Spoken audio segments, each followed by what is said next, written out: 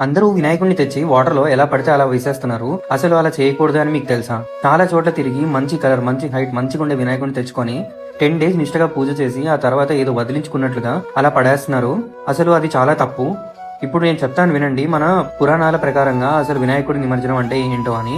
ఒకసారి వేదవ్యాసుడు వినాయకుడిని మహాభారతం రాయమని అడుగుతాడు. అయితే వినాయకుడు కూడా దానికి యాక్సెప్ట్ చేసి ఒక కండిషన్ పెడతాడు. అది ఏంటంటే మొత్తం మహాభారతం అంతా ఆగకుండా చెప్పాలి అని. ఈ కండిషన్ వ్యాసుడు కూడా యాక్సెప్ట్ చేస్తాడు. ఇక నెక్స్ట్ 10 డేస్ ఆపకుండా చెప్తూనే ఉంటాడు అండ్ వినాయకుడు కూడా రాస్తూనే ఉంటాడు.